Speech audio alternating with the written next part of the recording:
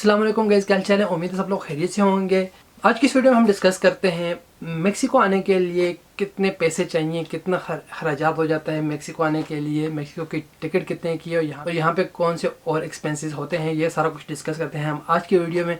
लेकिन उससे पहले अगर आपने मेरा चैनल सब्सक्राइब नहीं किया तो अभी सब्सक्राइब कर लें और साथ में बेल वाला आइकन लाजमी प्रेस करें। आपकी मोहब्बत और प्यार का बहुत बहुत शुक्रिया। बहुत ज़्यादा क्वेश्चन जो होते हैं वो इस बारे में होते हैं कि मेक्सिको आने के लिए कितना खर्चा होता है, मेक्सिको की टिकट कितने की है, मेक्सिको आने के लिए कौन सा रूट यूज़ होता है या बाकी खर्चात जो हैं। तो सबसे पहले जो चीज़ है वो है मेक्सिको की टिकट। मेक्सिको की टिकट कितने की है तो डिपेंड करता है आप कहाँ से आ रहे हैं, इंडिया से, दुबई से, पाकिस्तान से अगर आप आ रहे हैं। और दूसरा जो डिपेंड करता है कि आपने कौन सा रूट यूज़ करना है। ठीक है, अगर आप पाकिस्तानी हैं तो पाकिस्तानी के पास इतनी ज़्यादा ऑप्शन नहीं है मेक्सिको आने के लिए, क्योंकि मेक्सिको जो है वो पाकिस्तान से या इंडिया से डायरेक्ट फ़्लाइट्स नहीं आती। तो पाकिस्तानियों के लिए जो बेस्ट ऑप्शन है वो है तुर्किश एयरलाइन। तुर्किश एयरलाइन जो है वो पाकिस्तान से तुर्की जाती है और तुर्की से डायरेक्ट जो है वो मेक्सिको आती है। इसके अलावा एमिरेट्स है, लेकिन एमिरेट्स जो है वो पाकिस्तान से दुबई और दुबई से वो स्पेन जाती है और स्पेन से मेक्सिको आती है। तो पाकिस्तानियों को जो है वो स्पेन का ट्रांजिट वीज़ा चाहिए होता है। लेकिन अगर हम बात करते हैं इंडियंस की, तो इंडियंस के पासपोर्ट पे कुछ यूरोपियन कंट्रीज़ जो हैं वो ट्रांजिट फ्री हैं। तो वो यूरोप के किसी कंट्री में जहाँ पे उनको ट्रांजिट नहीं चाहिए होता वहाँ पे जा सकते हैं। वहाँ से कोई भी फ़्लाइट लेकर वो मेक्सिको आ सकते हैं, क्योंकि यूरोप से काफ़ी सारी जो है वो फ़्लाइट जो है वो डायरेक्ट मेक्सिको आती हैं। इनमें से एक जो है मेरे ख्याल में यूके है कि इंडियंस को जो है वो यूके का ट्रांजिट वीज़ा नहीं चाहिए मेरे ख्याल में। क्योंकि जब लास्ट टाइम मैं पाकिस्तान विजिट कर रहा था तो मुझे वहाँ पे एक इंडियन बंदा मिला था एयरपोर्ट पे, जिसने कहा था कि वो सेंट्रल अमेरिका की किसी कंट्री जा रहा था, लेकिन उसने कहा कि उसे यूके का ट्रांजिट वीज़ा नहीं चाहिए। वो वहाँ पे एयरपोर्ट पे मौजूद था। मुझे श्योर नहीं है, अगर आपको पता है तो कमेंट्स में ज़रूर बताइएगा कि इंडियन को यूके का ट्रांजिट वीज़ा चाहिए कि नहीं। अब पाकिस्तानियों के लिए जो ऑप्शन इसके अलावा होता है वो काफ़ी सारे पाकिस्तानी जो है पहले जो है वो थ्रू ब्राज़ील आ रहे थे, ब्राज़ील से वो मेक्सिको आ रहे थे, यानी कि दुबई से ब्राज़ील और ब्राज़ील से मेक्सिको। लेकिन बीच में पता चला कि ब्राज़ील के लिए भी अब पाकिस्तानियों के लिए ट्रांजिट वीज़ा चाहिए होता है। तो अभी जो मोस्टली जो पाकिस्तानी रूट यूज़ करते हैं मेरे ख्याल में वो दुबई से रशिया और रशिया से वो मेक्सिको आते हैं, जहाँ पे उनको ट्रांजिट वीज़ा नहीं चाहिए होता। तो इसके लिए आप अपने एजेंट से जहाँ से आप टिकट परचेज़ कर लें उनसे कंफर्म कर लें कि कौन से वो आपका रूट बना रहा है जहाँ पे उनको ट्रांजिट वीज़ा नहीं चाहिए। तो ये बहुत ज़्यादा प्रॉब्लम है। अगर आपके पास शेंगन कंट्री का वीज़ा है तो फिर आपका पास बहुत सारे ऑप्शन है कि आप पाकिस्तान से किसी भी शेंगन कंट्री जो विज़िट कर लें, वरना आपके पास सिर्फ ऑप्शन है तुर्किश एयरलाइन। अभी बात करते हैं कि टिकट कितने का है। मेक्सिको का टिकट जो है वो काफ़ी एक्सपेंसिव है, लेकिन डिपेंड करता है कि आप ऑफ सीज़न परचेज़ कर रहे हैं या सीज़न में परचेज़ कर रहे हैं। तो यहाँ पे ही आपके लिए एक टिप भी है कि जब भी आप किसी भी कंट्री आप विज़िट करें तो कोशिश करें, अगर आप इमरजेंसी नहीं है तो हमेशा ऑफ सीज़न में विज़िट करें। ऑफ सीज़न का मतलब है जब हॉलीडेज़ नहीं होती, क्योंकि हॉलीडेज़ के दौरान जो है वो टिकट के अलावा बाकी सारी चीज़ों की प्राइसेस जो हैं वो महंगी हो जाती हैं, हाई हो जाती है। तो हमेशा ऑफ सीज़न में जो ट्रैवल किया करें। तो दूसरी चीज़ यहाँ पे आ जाती है कि आप मेक्सिको किस पर्पज़ के लिए विज़िट कर रहे हैं। अगर आप यहाँ पे एज ए टूरिस्ट आ रहे हैं या आप बिजनेस ट्रिप पर आ रहे हैं तो डेफिनेटली फिर आपको रिटर्न टिकट लेनी होगी। तो रिटर्न टिकट जो है वो थोड़ी सी एक्सपेंसिव होती है compare to one way ticket. अगर आप यहाँ पे फैमिली वीज़ा पे आ रहे हैं, रेजिडेंस वीज़ा पे आ रहे हैं, वर्क वीज़ा पे आ रहे हैं, फिर आपको वन वे टिकट लेनी होती है। तो रिटर्न टिकट जो है वो तकरीबन 1200 यूएसए डॉलर से लेकर 2000 यूएसए डॉलर तक होती है।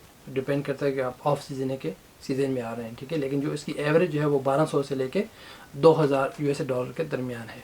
दूसरी टिप मैं आपके साथ शेयर करता रहूँ, आप किसी भी कंट्री की आप एयर टिकट ले रहे हैं तो हमेशा जो है वो आप अपने डिफरेंट एजेंट से उसका रेट पता कर लें। इसके अलावा आप डिफरेंट जो वेबसाइट्स हैं जहाँ पे आप टिकट्स चेक कर सकते हैं वहाँ पे आप चेक कर लें। वहाँ पे आपको टिकट के साथ साथ जो उसकी प्राइस है उसके साथ साथ आपको डिफरेंट जो रूट्स हैं, डिफरेंट जो एयरलाइंस हैं उनके ऑप्शन भी आपको मिल जाते हैं कि आप कहाँ से कौन से आप कंट्री से होके जा सकते हैं। तो आपके पास बहुत सारे ऑप्शन आ जाते हैं।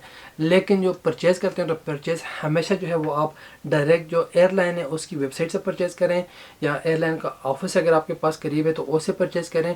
वरना जो भी आपके पास एजेंट है, जो रजिस्टर्ड जो एजेंट्स होते हैं, ट्रैवल एजेंट्स होते हैं, तो उनसे परचेज़ करें। इन केस कि अगर आपने टिकट को चेंज करना है, आपने टिकट को रिटर्न करना है, तो आप डायरेक्ट एयरलाइन के साथ या डायरेक्ट एजेंट के साथ जो आप कांटेक्ट कर सकते हैं। लेकिन आप थर्ड जो पार्टी वेबसाइट होती हैं उनसे अगर आप परचेज़ करेंगे तो एक तो वो आपको रिप्लाई नहीं करते, दूसरा जो है वो बहुत ज़्यादा टाइम लेते हैं आपके टिकट को चेंज करने के लिए या रिटर्न करने के लिए। तीसरी चीज़, अगर आप विजिट या टूरिज्म पे आ रहे हैं तो हमेशा जो है वो रिटर्न टिकट परचेज़ करें। नंबर 2, होटल बुकिंग या आपकी रिहाइश।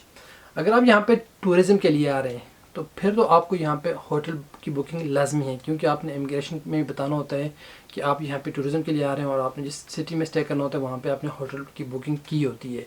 लेकिन अगर आपके यहाँ पे फ्रेंड्स या फैमिली हैं तो आप इमिग्रेशन में शो कर सकते हैं उन्हें, तो फिर आपने उनका एड्रेस बताना होता है कि आप डायरेक्ट उनके पास जा रहे हैं। अगर आप रेजिडेंस वीज़े पे आ रहे हैं तो डेफिनेटली आप अपनी वाइफ के पास आएंगे।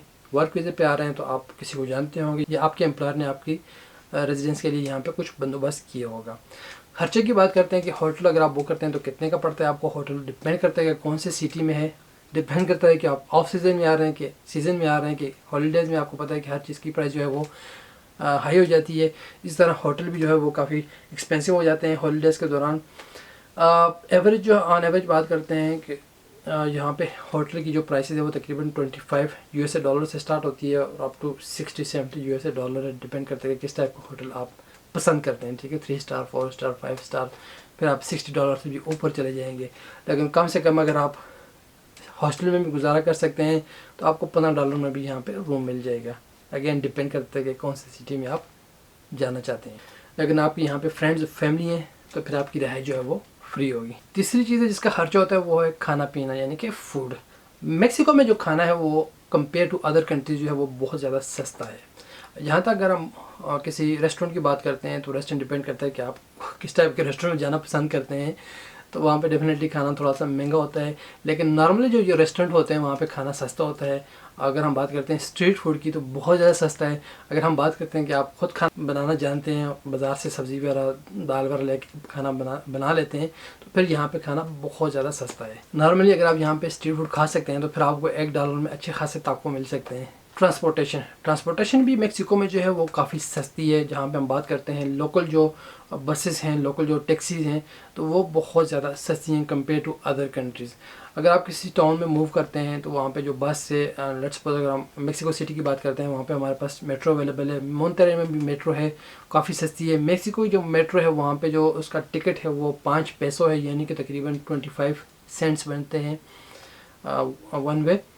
और अगर हम टैक्सी की बात करते हैं तो टैक्सी भी तकरीबन जो है वो $2 से स्टार्ट होती है और डिपेंड करता है कितना लॉन्ग आपका डिस्टेंस है। $2 से या $4 या $5 के दरमियान होते हैं जो लोकली मूव करते हैं। इसी तरह जो है वो बस की प्राइसेस भी काफ़ी सस्ती हैं। लेकिन अगर आपने सिटी टू सिटी मूव करना है तो फिर यहाँ पे बसेस की सर्विसेज है। यहाँ पे हमारे पास ट्रेन नहीं है, तो बस जो है वो तकरीबन $20 से स्टार्ट होती है और डिपेंड करता है कितना लॉन्ग कौन सी सिटी आपने जाना है, तो वो उसके डिस्टेंस पे डिपेंड करता है। लेकिन $20 से उसका फेयर स्टार्ट होता है। इसी तरह आप सिटी टू सिटी जो है वो बाय एयर भी ट्रेवल कर सकते हैं, जिसका टिकट जो है तकरीबन $60 से स्टार्ट होता है। इसके अलावा जो खर्चे खर्चात हैं वो आप लगा सकते हैं। अगर आपने यहाँ पे शॉपिंग करनी है, अगर आपने यहाँ पे इंटरनेट यूज़ करना है, अगर आपने यहाँ पे मोबाइल की सिम लेनी है, तो नॉर्मली जो सिम होती है अगर हम बात करते हैं उसकी, तो वो आपको तकरीबन 50 पैसों में या 100 पैसों में, यानी कि $5 में आपको सिम मिल जाती है। विद आपको जो उसका क्रेडिट होता है जिसमें इंटरनेट होता है तकरीबन 15 दिन का ऑन एवरेज अगर हम बताएं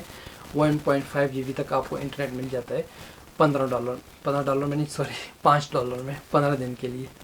और कॉल वगैरह जो लोकली वो फ्री होती हैं। इसके अलावा जो खर्चे खर्चात हैं वो शॉपिंग वगैरह, अगर आपने यहाँ पे विज़िट पे आ रहे हैं, टूरिज़म के लिए आ रहे हैं, तो आपने यहाँ से गिफ्ट वगैरह परचेज़ करनी है या और अपने लिए शॉपिंग करनी है, तो वो आप अलग खर्चा लगा सकते हैं।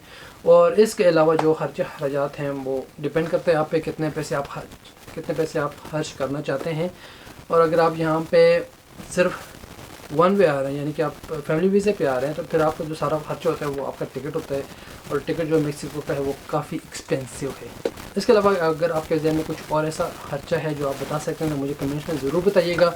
कोई और क्वेश्चन है तभी मुझे आप कमेंट्स में लिख सकते हैं या मुझे इंस्टाग्राम पे फॉलो कर सकते हैं। मेरा इंस्टाग्राम है पाकिस्तानी इन मेहिको, मेरा टिकटॉक भी है, टिकटॉक है पाकिस्तानी इन मेहिको।